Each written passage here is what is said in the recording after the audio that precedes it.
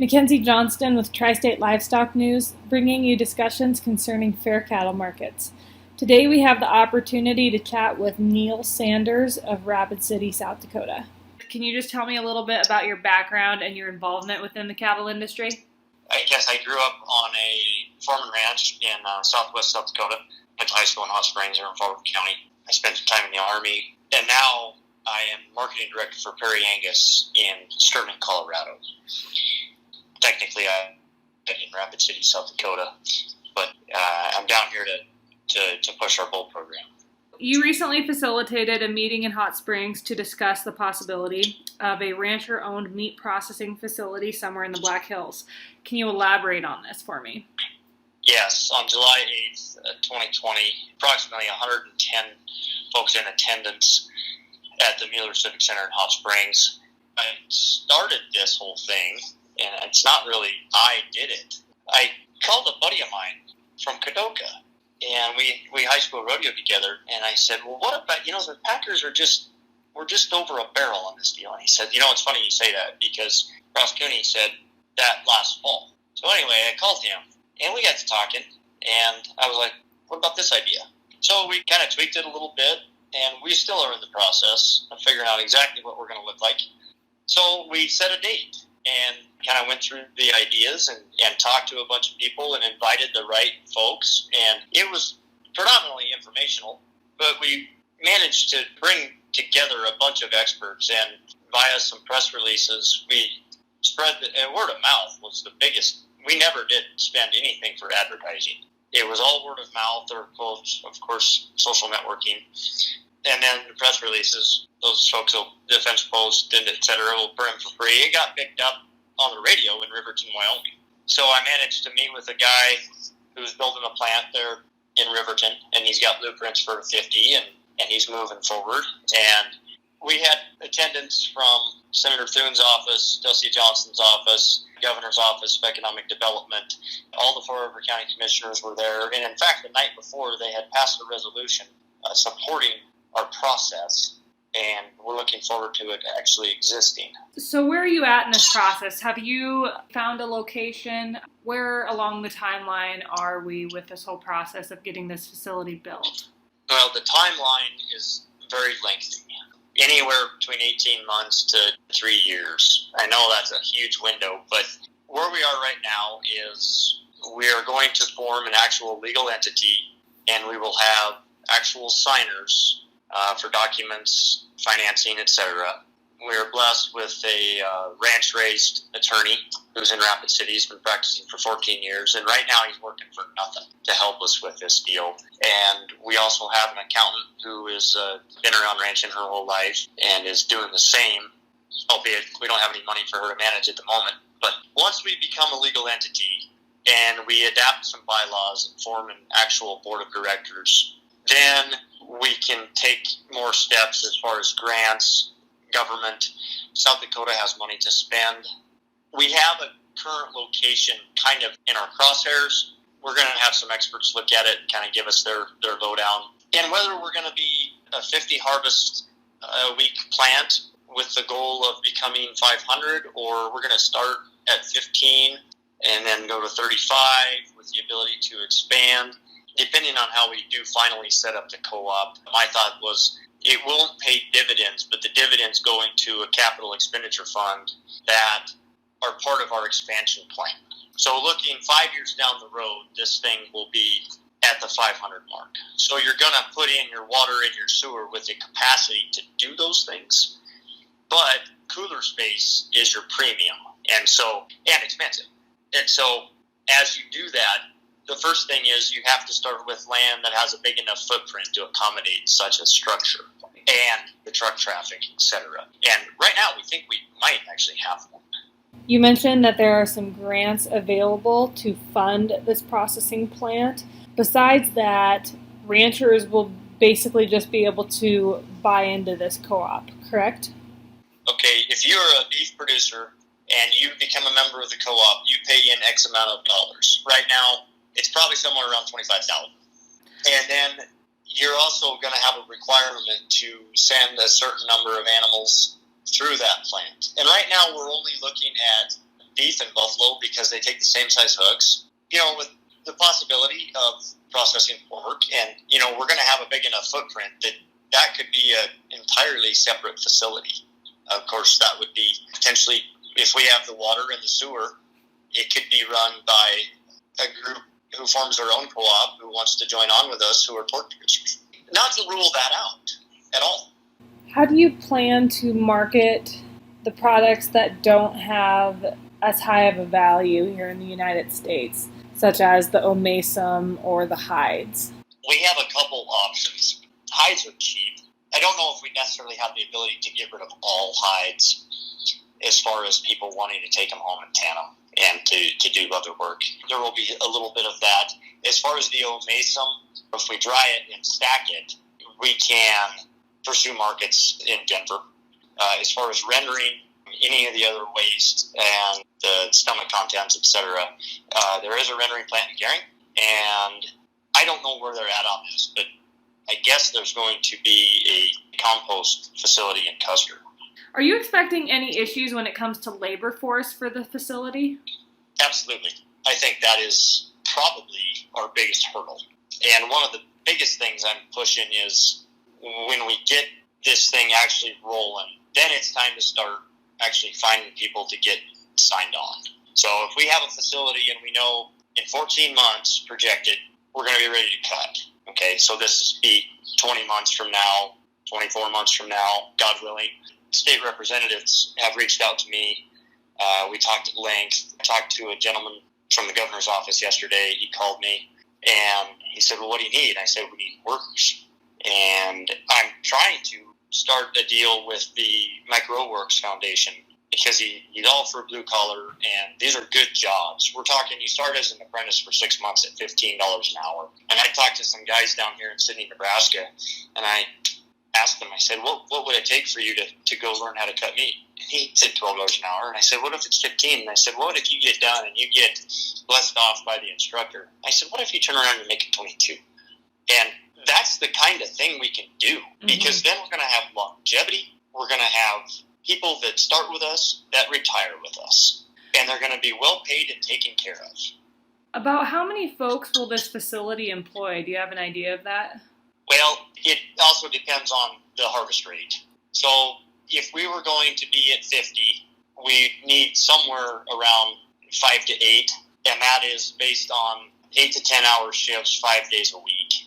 Regarding that, I foresee having a plant manager and then an overall manager that are actually hired and paid, and they work together because the plant manager will have to work with the overall manager who will handle all the HR, the retail aspect, the potential agritourism aspect, and the shipping. So somebody calls up and says, I need to do this many on this day, and they look and they get together. It's a 10-minute discussion every day to see where you're at, what you can take when. And then that guy knows what he can do the rest of the day when his phone rings in scheduling animals to come to be harvested. You just mentioned agritourism. Can you elaborate on that and how there are thoughts of putting in an observation deck? Yeah, so as I designed this, which is just kind of a rough sketch on the back of a piece of paper one day, that your kill facility will be in the back, okay, further away from the highway, and then your processing floor, where you're having clean carcasses coming into the processing floor. There, you have your floor, okay, and your final product coming out. On the front of the building, we'll have a retail space, and the retail space will consist of, eventually there'll be sausage links or cured meats of kinds, etc., plus all of your other cuts of meats and a plethora of hamburger for sure.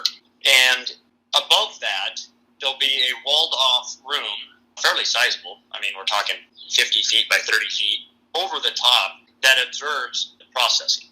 And, with the help of either beef board or anyway, the beef, it's what's for dinner type stuff, we can have posters up there and talk about these are the cuts of meat, this is actually where they come from, these are the muscles, your longissimus dorsi, your psoas major. And, FFA 4-H tourists that are coming through Rapid, coming through Wind Cave, going to Hot Springs, traveling to go to the Great Black Hills. And they're like, well, we want to try some of this buffalo and some of this locally sourced best beef in the world. And along with that, and then they get to go up and observe where their stuff comes from. And along with that is part of our packaging, labeling, and marketing aspect is if that producer, who I deem to be our greatest marketer, because he's going to be selling his beef, if that producer is willing to, they put their phone number on their package, and it goes on their label. And then, say Jimmy Tiger from Minnesota is in the Black Hills and goes and buys some of that beef from me, they call me and say, I want to see where that comes from. Mm-hmm. You know, this was awesome. This was fantastic. How do you do this? And then, all right, well, come on out. We're processing calves tomorrow, or we're in the middle of the cabin. It's going to be dirty, nasty, cold, and I'm busy. But if you want to see it, I got 15 minutes to help market my product. And some guys aren't going to want to do that. But if we want to sell our product and target our consumer, we've got to be, I guess, transparent is the snap word for that right now, too. You talked about labor force being a challenge. What other challenges are coming down the pipe as you take on this project? What other challenges do you foresee? Well, money being, of course, probably the biggest one to begin with. There are financing programs. There's some 0% interest loans. CARES Act has money. South Dakota has some money. Whether we can get up and going and be able to capture some of that yet, I've talked to some folks. They're in the government of South Dakota, and they said, we're going to help you get through this red tape. So we've got a lot of people cheering for us in places that are going to help us. I guess permits and inspection would be right up there. I've met with South Dakota Department of Natural Resources and the governor's office, economic development. Hannah Sage out of Rapid City set that up, and it was fantastic. She had 9 individuals, and they all have their specialty: wastewater, groundwater, water rights, septic. And once I told them what we were kind of trying to do, they said, well, this is what you got to do for us. This is what you got to do. You know, some permits, they said, well, it takes at least 6 months. And there's a couple of them where you have to have a public announcement and a 30-day window for public comment. And so that is just state. And then we go to Food Safety Inspection Service, FSIS. So then you have, are we going to be USDA inspected? Well, most likely. At the moment, our hands are tied as far as interstate travel. Yeah. So if we're USDA inspected, then that can cross state lines, and as well as international. And along with that, before we even break ground and start on this, FSIS will have to approve our blueprints and our water plan. So essentially, we're doing the same thing for the state to appease them, meet the regulations that we will be for the federal side of it. And right now, state inspection meets all USDA standards anyway. So it seems like a little overhandling and some bureaucracy that might be unnecessary. And the governor's office said yesterday, well, we're trying to change that. There's no need for that. But at the bare minimum, can you get a 90-mile buffer zone? So if the packing plant's in western South Dakota, you're going to be 60 miles from Shatter, Nebraska. You're going to be 60 miles from Newcastle, Wenham. And shoot, you're still only 200 miles from northeast Colorado. And who knows? So even if we could get some form of a buffer or establish reciprocity with those states, you know, that are going to be involved. So, and I don't know the answer for, well, if you're not a member of the co-op, do you get to harvest cattle there? So are we going to end up being custom processors for someone who's not? Perhaps, and perhaps there's a premium paid to make sure that our overhead does get covered. Plus, if we're going to have a retail space and we're going to market your beef, there's got to be an extra dime or so on that to make us that good of an outfit. You know, it's an exclusive product that's really good. And that's the other thing, is we have to make sure and maintain consistency. What does it look like for competition in that neck of the woods? Are there a lot of other smaller regional processing plants? Well, you've got Cody there in Hot Springs, and I don't know what his harvest rate is a week, but not huge. He wants to expand. He was at the meeting. Ken from Wall Meats was there. He's at a wall, but he's working on building another plant in New Underwood. There was the gentleman from Western Meats in Rapid City, who I didn't have a chance to meet, and Roger from Sturgis Meats. Not to mention there's Cutting Edge, Piedmont, and Rapid City, and they have a retail space there in Rapid. Definitely upper class type thing. Anyway, and they all said, what do you guys need from us? They said, you're not going to put us out of business. And I said, well, good, because that's not our intention. Because they're so backed up right now as it is. And so that's kind of the other pusher. Not only are we not getting and capturing the value of our product, we're not being able to get it to the consumer. Everybody talks about the supply chain disruption, and who knows, maybe even without the pandemic, this might have happened. But if Humboldt burns down, and yet 2 months later they have the highest kill rate in October of 2019, somehow there's a way for this stuff to get moved. Mm-hmm. Well, maybe we're tired of waiting, and there's not any cooperation. And 50-14 would be fantastic. 30-14 would be a start. But we can help ourselves, too. Kind of the motivation for all this was to be a price maker, not a price taker. Do you have any closing statements you'd like to make? It's a long road. We've got a bunch of really good folks who are going to be on the board. Myself, Ross Cooney, Tyler Trevelyan, Dylan Witcher, Dustin Lauper, and our attorney and our accountant will be non-voting board members. It's looking like you're going to have to be a producer to be on the board of directors, and you will have to, in order to be part of the co-op, to buy in. And of course, you're going to get equity built as being part of it. And further down the road, do you end up selling shares in it? And 20 years from now, your $25,000 investment is now at $60,000. So your shares, all of a sudden, you've gained equity, and you've grown your money, because that's what it's worth now. So that money that is going to go to the expansion fund, essentially, is going to be building your equity. I'm not sure how that all is going to work. That's why all I did to start this thing on the 8th of July was bring together the experts and people with questions, and now we're out there trying to get them answered.